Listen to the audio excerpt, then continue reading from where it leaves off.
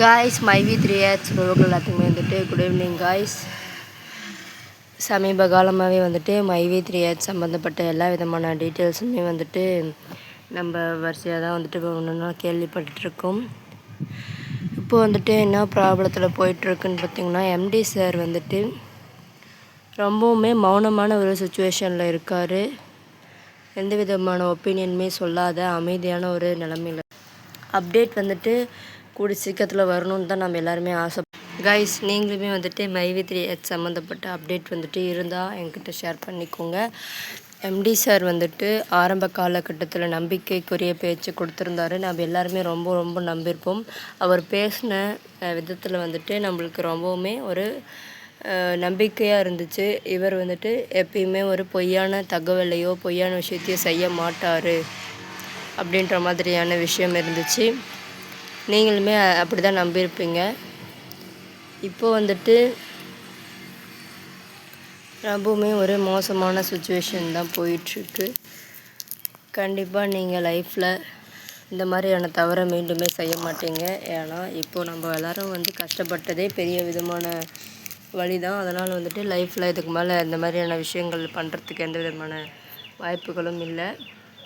Guys, இன்னொரு விஷயம் என்னென்னு பார்த்தீங்கன்னா, இப்போ வந்துட்டு 100 நாள் வேலை மாதிரி 100 நாள் வந்துட்டு பிக் பாஸ் மறுபடியும் வரப்போகுது. இதில் ஒரு ட்விஸ்ட் என்னென்னா, சாதாரண மனிதர்கள் கூட தி காமன் மேன் ஷோவில் கலந்துக்கிட்டு பிக் பாஸில் வந்துட்டு ஜெயிக்கலான்ற மாதிரி ஒரு ஆப்ஷன் இருக்குது.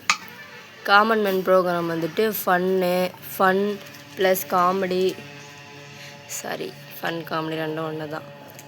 ஃபன்னாக எமோஷ்னலாக சண்டை போடுறது எல்லா விதமான கலந்த மாதிரியான ஒரு ஷோ. யார் அதெல்லாம் பெஸ்ட்டாக பண்ணுறாங்களோ அவங்கள வந்துட்டு எடுத்துப்பாங்க.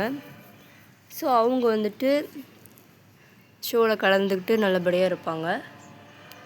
பிக் பாஸ்க்கு போகிறதுக்கு நிறைய வாய்ப்புகளும் இருக்குது. ஸோ இன்னொரு விஷயம் என்னன்னு பார்த்திங்கன்னா, அது மட்டும் இல்லாமல் கைஸ், நான் வந்துட்டு இப்போலாம் எனக்கு மரத்துங்களை பார்த்தா ரொம்பவுமே ஒரு ஆசையாக இருக்குது. ட்ரீ வளர்த்தணும் அப்படின்னு சொல்லிட்டு. நல்லா க்ரீனிஷாக இருந்தாலே நல்ல ஹெல்த்தியான ஒரு மைண்ட் செட்டு, நல்ல ஒரு பாசிட்டிவ் தாட்ஸ் இருக்கும். ஸோ அதுக்கு என்ன பண்ணுறதுன்னு பார்த்திங்கன்னா, அதுக்கு வந்துட்டு நான் வேப்ப மரம் வைக்கலாம் அப்படின்னு சொல்லிட்டு நானே கொஞ்சம் சீட்ஸ் எடுத்து போட்டு அதுக்கு விதைச்சி பார்க்கலாம், வருதா என்னன்றதை பார்க்கலான்னு சொல்லிட்டு போட்டிருக்கேன். கூடிய சீக்கிரத்தில் வந்துச்சுன்னா அதை எடுத்து வேப்ப மரம் நிறையா வந்துட்டு ஸ்ப்ரெட் பண்ணலாம், நிறைய வேப்பங்கன்று வைக்கலாம் அப்படின்னு சொல்லிட்டு ஒரு ஐடியாவில் இருக்கேன். நீங்கள் வந்துட்டு வேப்ப மரம் வருமா அப்படின்றத சொல்லுங்கள். எனக்கு வேப்ப மரம் வளர்த்தணுன்னு ரொம்பவுமே ஆசையாக இருக்குது. ரொம்பவுமே ஹெல்த்தியாக ஆரோக்கியமாக இருக்கும் வேப்ப மரம். காற்று நல்லா வரும். அதனால தான் எனக்கு வேப்ப மரம் வளர்த்தணும் போல் இருக்குது. கூடிய சீக்கிரத்தில் வந்துட்டு வேப்ப மரம் நிறையா வளர்த்தி நான் வந்துட்டு அந்த வேப்ப மரத்தடியில் டைம் ஸ்பெண்ட் பண்ணணும்னு ரொம்பவுமே ஆசைப்பட்றேன். பார்க்கலாம் கைஸ். நான் போட்ட விதையிலேருந்து துளிர் வருதுன்னா உங்கள்கிட்ட நான் கண்டிப்பாக காட்டுவேன்.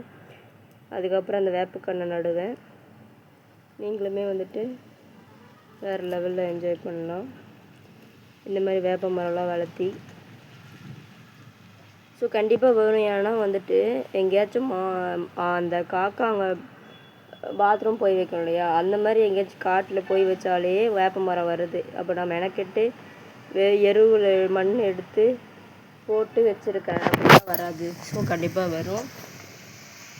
வந்துச்சுன்னா நான் வந்துட்டு உங்களுக்கு காட்டுறேன். ஸோ கைஸ், பாருங்கள் எவ்வளோ இயற்கை காற்று அடிக்குதுன்னு.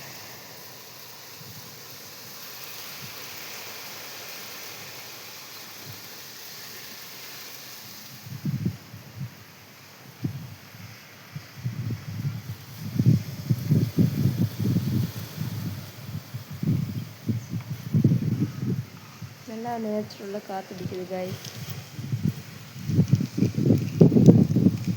மம்மிக்கு சாக்கி கொடுக்கவே மாட்டியா? மம்மிக்கு சாக்கி கொடு.